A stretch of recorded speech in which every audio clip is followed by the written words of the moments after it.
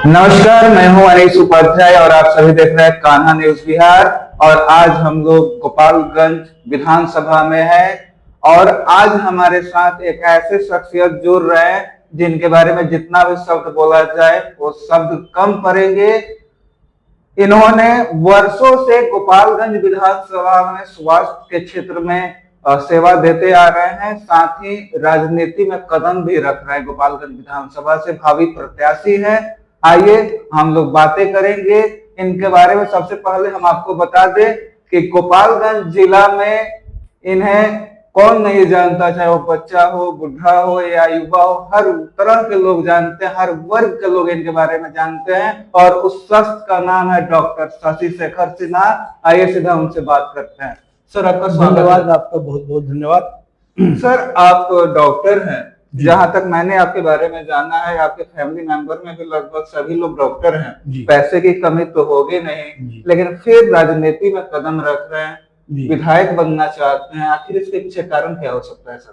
कारण ये है कि विधायक बनना और ये तो एक अलग बात है, लेकिन राजनीतिक में कदम रखना इसलिए आवश्यक है कि प्रशांत जी की बातों को मैं सुन के उससे प्रभावित हुआ। बार बार वो कह रहे हैं विकास की धारा, और अभी जो है वो चल रहा है कि जो राजनीति में है वो राजनीति में वही रहेंगे, फिर उनके बाल बच्चे रहेंगे और जो वो किए वो करेंगे। इसलिए मुझे लगा कि ये उचित समय है कि एक दिशा देनी चाहिए। दो शब्द अंग्रेजी में है, एक होता है लिटरेट, एक होता है एजुकेटेड। तो अभी राजनीति लिटरेट लोगों के द्वारा की जा रही है और प्रशांत जी एजुकेटेड आदमी है, तो एजुकेटेड आदमी राजनीति करे, इसी के लिए मैं इसमें आया। सर गोपालगंज विधानसभा से आप भावी प्रत्याशी हैं, आपके नजर में गोपालगंज विधानसभा की मुख्य समस्या क्या है सर? हाँ, मुख्य समस्या, बहुत अच्छा प्रश्न है आपका। सबसे पहले क्राइम, उसके बाद बढ़ता हुआ क्राइम, बाढ़, गोपालगंज शहर में जल जमाव पूरा, उसका निकासी का कोई व्यवस्था नहीं है। छाणी नदी से होके बहुत बड़ा एक, यहाँ से हम लोग बचपन में देखे हैं कि छाणी नदी से जाके और निकल जाता था, जो आगे जाके छपरा में मिल जाता था नदी में, उसको सब किसी ने अतिक्रमण कर लिया है, सब किसी ने मकान बना लिया है।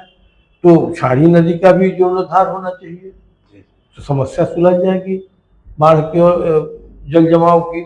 कूड़ा की भी समस्या बहुत है, उसको भी हम लोगों को बनाना चाहिए। नहीं तो देखा होगा आपने कि दिल्ली में कूड़ा का एक ढेर है, वो जलते ही रहता है। वैसा आप गोपालगंज से जब मोहम्मदपुर की तरफ जाएंगे तो आप देखेंगे कि दो जगह कूड़ा का ढेर जल रहा है। ये दिल्ली वाला कूड़ा का ढेर हो जाएगा गोपालगंज में, इसलिए इसका भी डिस्पोजल बहुत आवश्यक है। यानी कि आपके नजर में इसका मतलब कि दिल्ली का भी विकास नहीं हुआ इस क्षेत्र में? जी, क्या कहा? दिल्ली का विकास भी नहीं हुआ आपके नजर में? नहीं हुआ सर। एक प्रशांत किशोर जी के सभा में इतनी भीड़ इकट्ठा हो रही है जी, क्या वो भीड़ पैसे पर बुलाई गई भीड़ है या रियल में वो वोट में कन्वर्ट होगा? आप कितने दिन तक लोगों को बेवकूफ बना सकते हैं जी, है ना? अंग्रेजी में कहावत है कि you can fool some of the people some of the time, some of the people all of the time, but not all of the people of the time. यही अभी हो रहा है बिहार में। They wanted to fool everybody for long.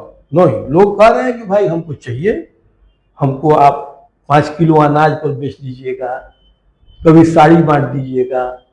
ये तो बड़ी गंदी चीज है, बहुत गंदी। आप ईमान खरीद रहे हैं किसी का, किसका ईमान खरीद रहे हैं? अपने भाई का, भतीजा का, चाचा का ईमान खरीद रहे हैं। ये नहीं होना चाहिए। पढ़ाइए, लिखाइए, आगे बढ़ाइए। सर आपकी एज आई थिंक 70-75 से कम नहीं होगा जी। आपके समय, उस समय की जो विकास की धारा बह रही थी सरकार के द्वारा, चाहे केंद्र सरकार हो या राज्य सरकार हो, और अभी में क्या अंतर आपको दिख रहा है? हमको कोई अंतर नहीं लग रहा है। बिहार जहाँ का वहाँ है। आप देखिए अन्य स्टेट, बहुत लोगों का हम पढ़ते रहते हैं, तो उड़ीसा ऐसा स्टेट भी ऊपर चला गया ना, जहाँ था वहाँ से। लेकिन हमारा तो आ रहा है फैक्ट एंड फिगर कि हम जहाँ थे एग्जैक्ट वही है। अभी आज लोएस्ट रैंक 80 पर है। दुखद बात है। हमारे यहाँ के लोग दिल्ली, बॉम्बे, कलकत्ता में जाके नाम कमा रहे हैं, चाहे वो शिक्षा का हो, IAS ऑफिसर्स हों, सब पटना यूनिवर्सिटी के क्या विरासत थी, तो क्यों नहीं वो हम लोग कर सकते हैं। उसके लिए विजन की जरूरत है और दृढ़ संकल्प की जरूरत है, और प्रशांत जी में ये दोनों है। कहाँ डरते हैं किसी से, दृढ़ संकल्प आदमी है उस आदमी के पास और विजन भी है उस आदमी के पास। सर, गोपालगंज विधानसभा में लगभग 20 सालों से ये सीट भाजपा के हाथों में है, कैसे सामना कीजिएगा उनका? तुरंत चला जाएगा। लोग अब बदलाव चाह रहे हैं, पूरे बिहार में बदलाव चाहते हैं, तो बिहार में बदलाव जब वो चाहते हैं तो गोपालगंज को छोड़ के थोड़े चाह रहे हैं, गोपालगंज भी उसमें सम्मिलित है। सवाल ये है कि आप विकल्प क्या दे रहे हैं। अगर विकल्प आप बहुत अच्छा देंगे तो लोग बदल देंगे, मामूली उधर उधर वाला विकल्प देंगे तो लोग कहेंगे छोड़ो पिछले वाला ही ठीक है। अच्छा विकल्प दीजिए। सर, अगर गोपालगंज विधानसभा की जनता आपको मौका देती है तो गोपालगंज विधानसभा में आपका पहला कदम क्या होगा? सर, पहला कदम होगा मेरा क्राइम कंट्रोल। दूसरा, चूंकि देखा जाए आप गड्ढा है सड़क पर, उस पर भी मोटरसाइकिल साइकिल लेके आप जा सकते हैं। अगर अस्पताल में दवा नहीं है तो बाहर से कीन के खरीद सकते हैं, लेकिन बंदूक तो आप उठा नहीं सकते हैं। तो बंदूक तो पुलिस के पास है और पुलिस को ही उठाना होगा। तो मेरा पहला होगा कि क्राइम कंट्रोल कीजिए। क्राइम कंट्रोल नहीं कीजिएगा तो कोई व्यक्ति यहाँ पैसा लगाएगा ही नहीं इसके विकास में। क्राइम कंट्रोल कीजिए, उसका बाद से स्वास्थ्य।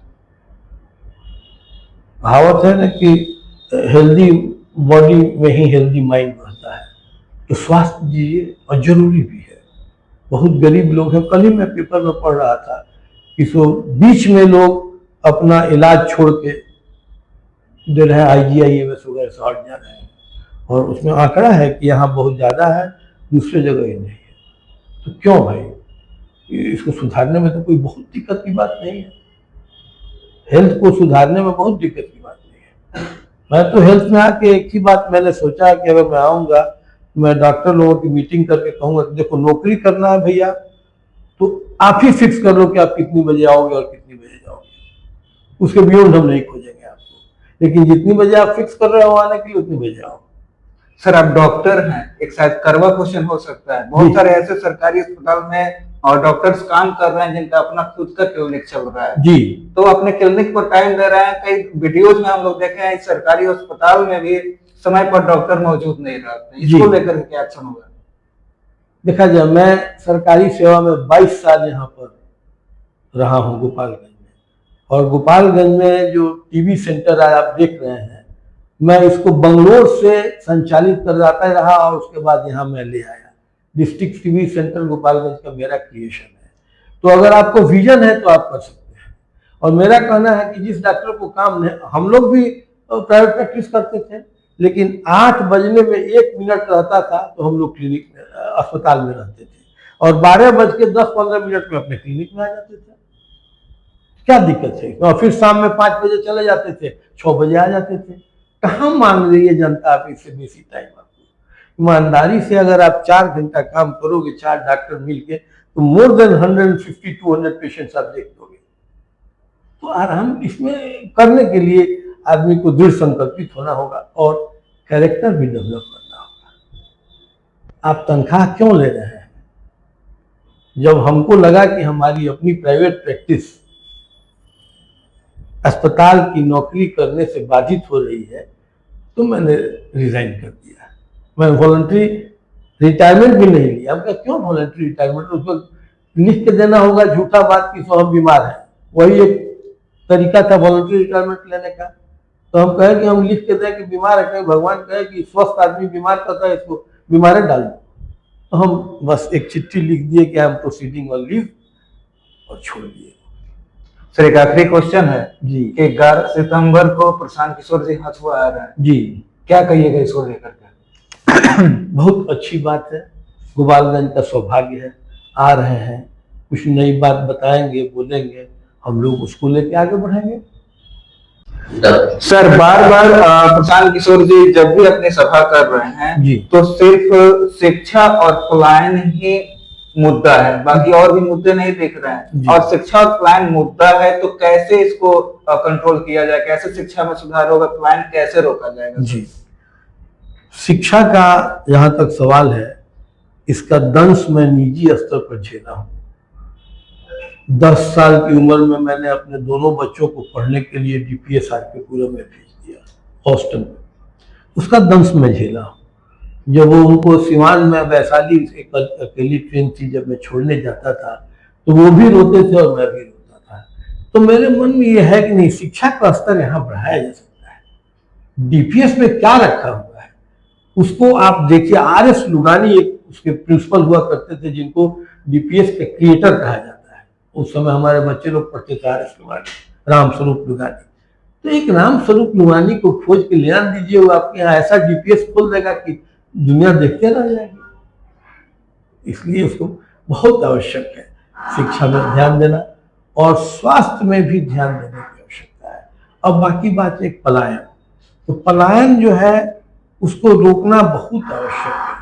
पलायन तो लेबर का ही केवल थोड़े हो रहा है, एजुकेटेड लोगों का भी पलायन हो रहा है।